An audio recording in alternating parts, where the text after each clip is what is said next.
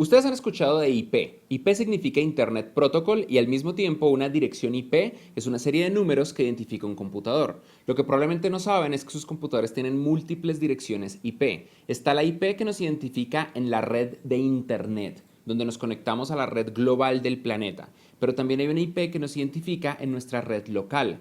Los que deciden esto normalmente son los routers. Los routers son las puertas de enlace a diferentes redes. Son las que deciden qué IP nos van a dar. En la clase anterior nosotros vimos que en el caso de una red local, el router Wi-Fi o el router que se conecta al módem de nuestro proveedor es el que tiene la lista de las IPs y usando un protocolo llamado DHCP es el que decide por dónde entregarnos una IP. Pero ahora hablemos un poco de los puertos y de las IPs y de las diferencias que existen, asumiendo que ese PC blanquito de la esquina es el PC del que nos estamos conectando. Ustedes han escuchado de una IP que constantemente sale, sobre todo en chistes, la IP 127.0.0.1, ¿verdad?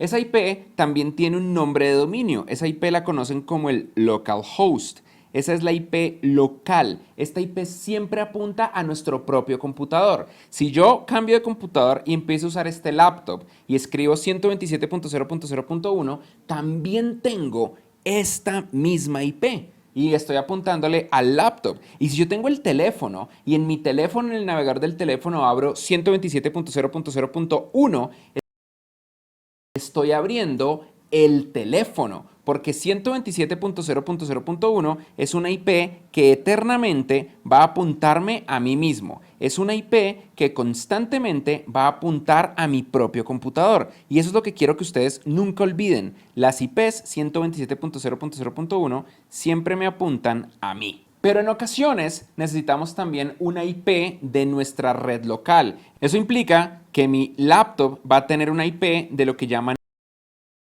una LAN. Y LAN significa Local Area Network, red de área local. Cuando ustedes ven la palabra LAN, eso es lo que siempre significa. Y una LAN, una red de área local, es todo esto. Es la red a la que yo me conecto donde están todos mis dispositivos. Y la IP de una LAN puede ser de muchos tipos. Una de las IPs típicas que ustedes van a encontrar es una IP que es algo así, 192.168.0 digamos 20, por ponerle algún número, ¿cierto? Y van a encontrar que algunos números no cambian. El 192 normalmente no cambia, el 168 no cambia y el 0 no cambia. Lo que sí cambia por alguna razón es el 20. Obviamente no es por alguna razón, nosotros sabemos exactamente por qué. Si de hecho vamos a nuestro laptop e intentamos ver cuál es la IP que tiene la red de área local, la IP de la LAN, probablemente vamos a encontrar 192.168.0.19. Eso significa que este laptop llegó antes que este PC a la lista de IPs que distribuye el router. Los routers distribuyen una lista de IPs y esa IP una vez más vuelve a cumplir una serie de reglas. La primera es que los primeros tres números, es decir, los primeros 3 bytes de la IP se mantienen exactamente igual y la segunda es que el último cambia. Normalmente nosotros identificamos una red local porque el último número es el que cambia, pero aquí van a encontrar ustedes un problema muy fácil de identificar. Si nosotros tenemos más de 255 dispositivos en nuestra red local, no podemos usar esto. Entonces se empiezan a crear unas cosas que se llaman subredes. Básicamente, cada uno de estos números identifica la subred donde yo estoy y se pueden empezar a acabar. Recuerden que cada uno de estos números van del 1 al 255. Eso significa que si yo quiero ver exactamente cuántas IPs me caben en el esquema de red 192.168, lo que tengo que hacer es una pequeña ecuación matemática. ¿Cuántos números caben acá? 255. ¿Y cuántos números caben acá? Otros 255. Entonces hago una multiplicación. 255, realmente 256 porque el 0 cuenta, por 255, porque este número no puede ser 0, tiene que ser 1, el último. ¿Cuánto me da? 65.280 dispositivos. Sin embargo, la humanidad ha creado convenciones para que ciertas IPs estén reservadas. Una de las IPs que está reservada es la IP 255, el último número. Este número normalmente no se usa porque se usa para algo que se llama broadcast, de lo cual vamos a hablar en un segundo.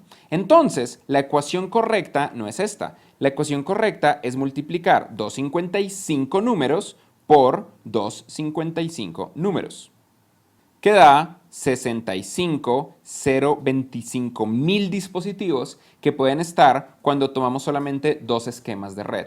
Y también podemos tomar un tercer esquema de red, podemos cambiar el primer número. Sin embargo, ustedes van a encontrar que debido a que las personas que montan redes tienen que trabajar con redes muy similares, a ellos les gusta seguir convenciones muy similares. Ustedes van a hacer redes completamente raras que técnicamente van a poder funcionar, pero la realidad es que es muy poco común y la mayoría de las personas se apegan a las convenciones simplemente porque todos tenemos que trabajar entre nosotros mismos. Es como yo decir que esto significa la letra B y que quiero que todos empiecen a hablar con la letra B. Entonces mi nombre es Freddy B. Pero nadie me va a hacer caso porque tenemos un abecedario que va de la A a la Z. Entonces esta letra realmente no existe y todos nos llamamos dentro del abecedario común. Yo les dije hace un rato que cuando ustedes entran a 127.0.0.1 o a la palabra localhost o a la palabra 192.168.0.20, están entrando siempre al mismo computador. Siempre están apuntándole acá, a este mismo computador. Siempre es la misma IP. No importa lo que ustedes hagan, esto apunta al mismo lugar. Pero lo que quizás no les expliqué es abrirlo en dónde, abrirlo cómo. Normalmente cuando ustedes hablan de esto, ustedes dicen, en el navegador, ¿cierto? Yo voy al navegador y escribo http://localhost y ¡pum! Si tengo un servidor de internet corriendo, me abre. ¿Pero qué significa eso? Realmente, así como nosotros tenemos en un chip pines al que se le conectan cables por los que se transmite información, en los esquemas de red se crea una red virtual dentro de los sistemas operativos con un concepto interno que se le conoce como los puertos. Y los puertos tienen números. Normalmente hay números del 1 hasta el byte más alto que sea posible con 2 bytes. Es decir, si nosotros calculamos 2 bytes, encontraremos que la cantidad total de puertos disponibles es 65.535. Y de nuevo, aquí recordamos que la computación moderna está basada en bits y bytes. Y por eso estos números mágicos aparecen. No es porque alguien le dio por arbitrariamente ponerle 65.535 puertos. Es porque internamente hay 2 bytes disponibles para definir la cantidad de puertos que existen. Y cada puerto tiene funcionamientos diferentes. Ustedes probablemente se acuerdan que los sistemas operativos tienen niveles de seguridad y permisos, lo que nosotros llamamos anillos. El anillo 0 es del kernel, el anillo 1 es de los drivers más delicados, el anillo 2 es de los drivers más accesibles y el anillo 3, que sería el cuarto anillo, es el anillo de las aplicaciones, donde corren todas nuestras apps. El sistema operativo normalmente también distribuye los puertos a través de los anillos y hay una serie de puertos cerrados por defecto, no exactamente cerrados, pero capturados por el sistema operativo, los puertos del 1 al 1024. Esos puertos del 1 al 1024 son puertos reservados para el sistema operativo, son puertos que solamente están reservados para que el sistema operativo los ejecute a través del administrador, a través de quien administra esto. Y hay muchos protocolos que corren sobre estos puertos. El protocolo más popular, el que ustedes más usan en la vida, probablemente lo conocen. Asumamos que este laptop tiene un servidor web corriendo, un servidor que se conecta al internet que nosotros conocemos a través del navegador.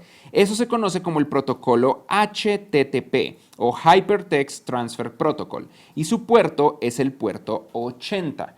Pero también podemos imaginar que este computador tiene corriendo un servidor de BitTorrent. BitTorrent usa múltiples puertos para no ser capturado por antivirus o por firewalls o por otras opciones que existen allá afuera.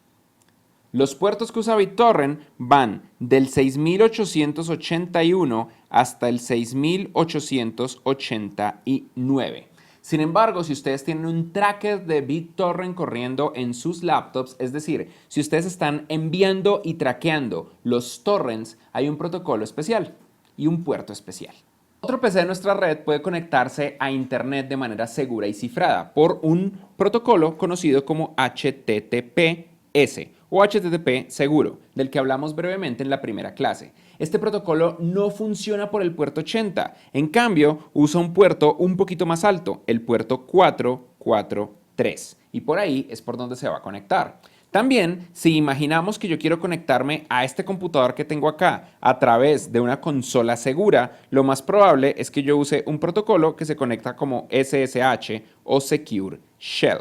Secure Shell funciona también en un puerto especial, el puerto 22. Ya entendemos cómo se abren los puertos, pero cómo otros computadores se conectan a ese puerto, cómo hace nuestra red interna para saber dónde está todo lo demás y sobre todo, cómo llegamos de nuestra red interna hasta acá. Vamos a verlo en la próxima clase.